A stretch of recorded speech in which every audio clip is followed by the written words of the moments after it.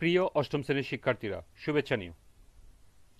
আজকে আমি তোমাদের এনসিটিবি কর্তৃক প্রণীত ইতিহাস ও সমাজবিজ্ঞান বিষয়ের বার্ষিক পরীক্ষার নমুনা প্রশ্ন নিয়ে আলোচনা করব।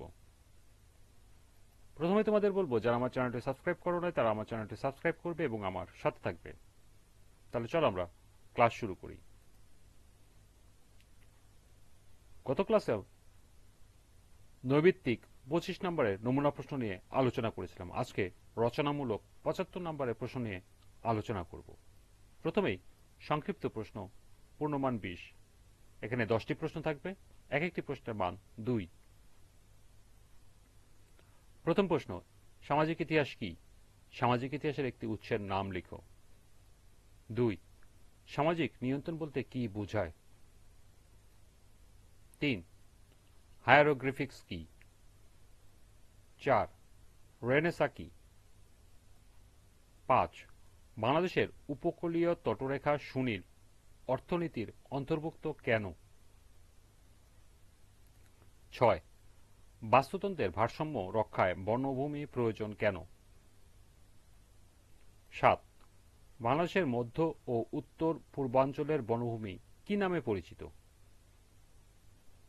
8, বাংলাদেশের চট্টগ্রাম ও পার্বত্য জেলাসমূহের সাম্প্রতিক বছরগুলোতে কোন ধরনের প্রাকৃতিক দুর্যোগের প্রকোপ বৃদ্ধি পেয়েছে? 9, মিশ্র অর্থব্যবস্থা বলতে কি বোঝায়? এবং সর্বশেষ 10, অর্থনীতির পরিভাষায় নির্বাচন বলতে কি বোঝায়? এরপর রচনামূলক প্রশ্ন, প্রেক্ষাপটবিহীন। এখানে 3টি প্রশ্নের উত্তর দিতে হবে, প্রতিটি প্রশ্নের মান 5। প্রথম প্রশ্ন, প্রত্নতাত্ত্বিক উৎস ও উপাদান থেকে কিভাবে ইতিহাস জানা যায় বর্ণনা করো। 2, সুমেরীয় সভ্যতাকে মেসোপটেমিয়া সভ্যতার অগ্রদূত বলা হয়, বর্ণনা করো। 3, বাংলাদেশের সুনীল অর্থনৈতিক উল্লেখযোগ্য দিক হিসাবে অ্যাকোয়াকালচারের গুরুত্ব লিখো।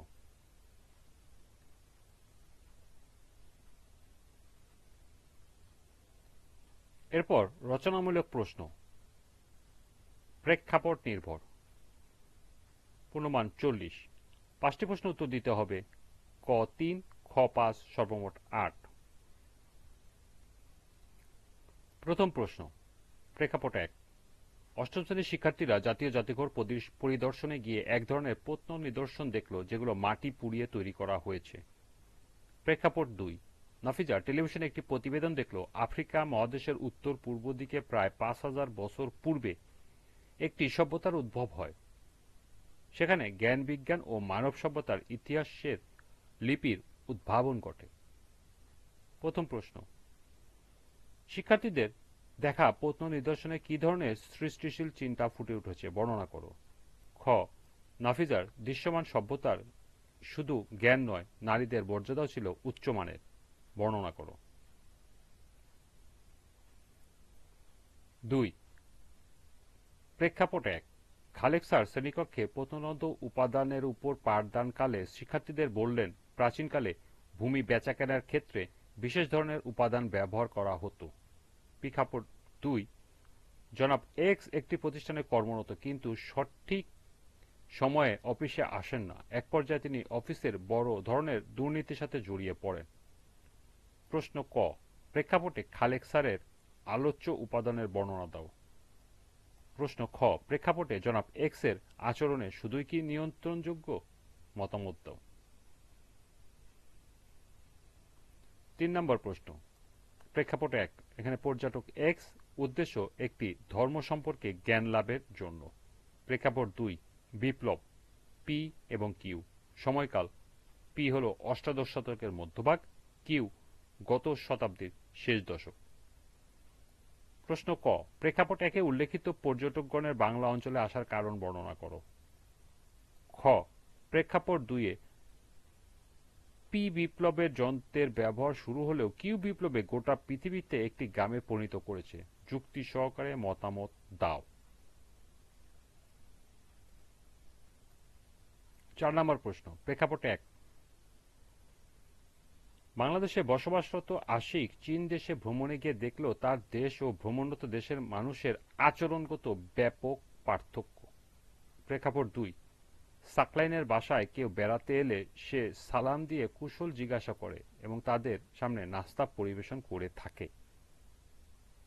প্রশ্ন ক, আসিফের ভ্রমণরত দেশের সাথে নিজ দেশের আচরণগত পার্থক্যের কারণ বর্ণনা করো।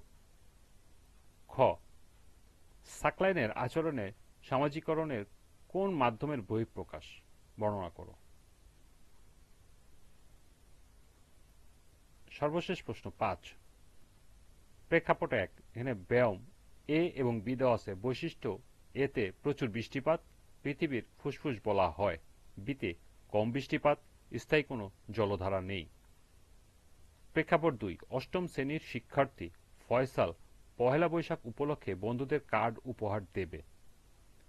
এজন্য সে 1500 টাকা জমিয়ে বাজারে গেল। সেখানে সে দেখল কাগজের ধরনভেদে মূল্য 10 থেকে 15 টাকা। অন্যদিকে রং পেন্সিলের অনুপাতে 200 থেকে 250 টাকা। ফয়সালকে 1500 টাকা দিয়ে 100 জন বন্ধুর কার্ড বানাতে হবে।